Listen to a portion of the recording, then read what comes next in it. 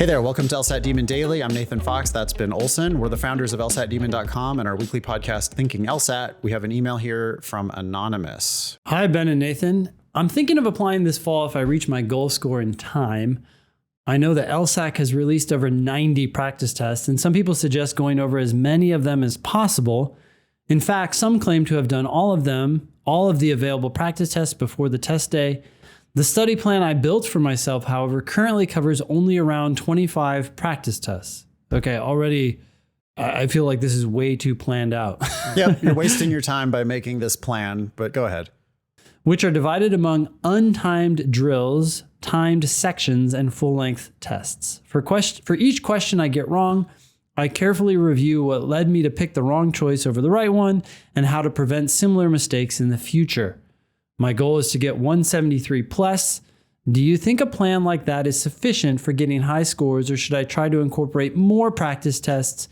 Thank you so much, and I look forward to hearing from you.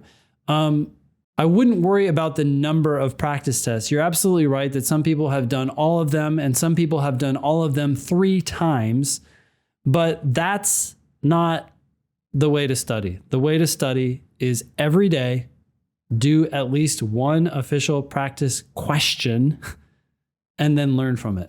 And your score will go up as you do that. And how many times you have to do that, no one knows.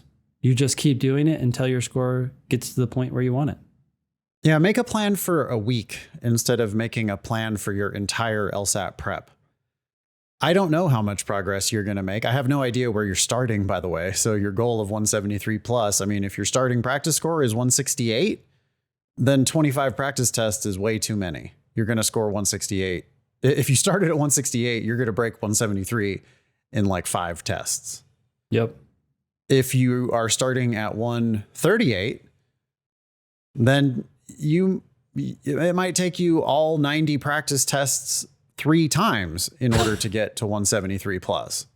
And you can do it. People have done it. It's rare, but it's possible. Yeah, but I mean, like, the longer I do this, the more respect I have for the insane work ethic that successful lawyers have. I'm really humbled by our alumni. Yeah. Right? I mean, these previous episodes that we just had, which great job, by the way, to Matt and Eric for interviewing Sarah and Jenny. And, you know, when you talk to people who go to Harvard Law School or Maryland like Matt or Berkeley like Jenny, or if we just any of these people, they worked their asses off to get where they're at. And they're going to continue to work their asses off for as long as it takes to reach their goals. And Jenny's trying to save people from getting the death penalty.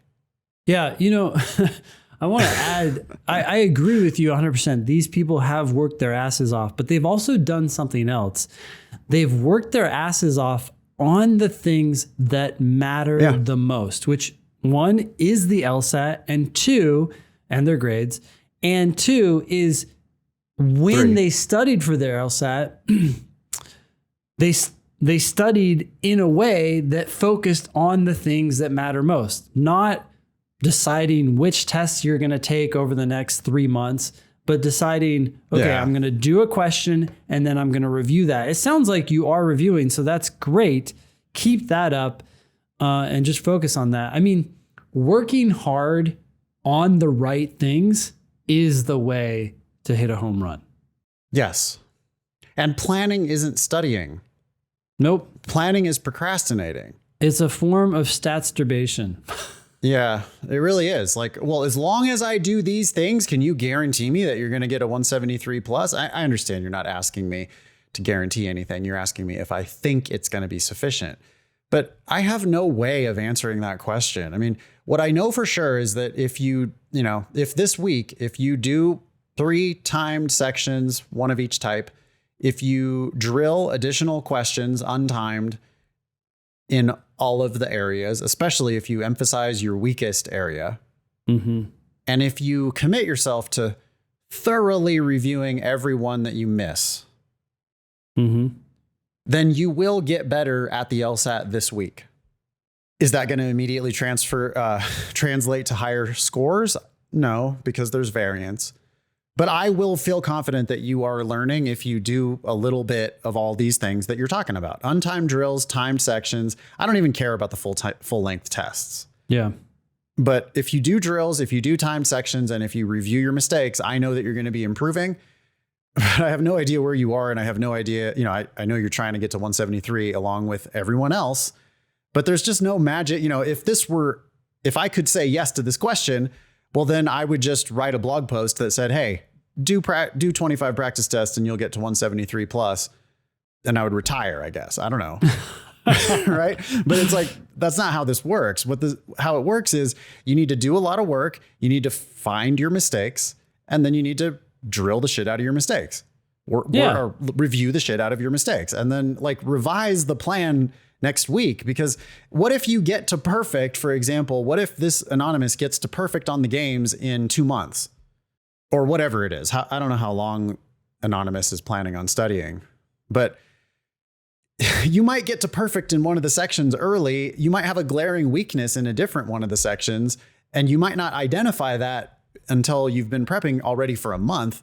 So then this lengthy, fully spelled out study plan is just really a waste of your energy. Absolutely. Yeah. It's not that you would stop studying games. You would still drill them every now and then or do one time section a week or something, but you would definitely turn your focus to whatever you suck at. That's how it works. Thanks for writing in, Anonymous. Email daily@lsatdemon.com if you'd like to ask us a question or share some LSAT or law school admissions news. Thanks for listening.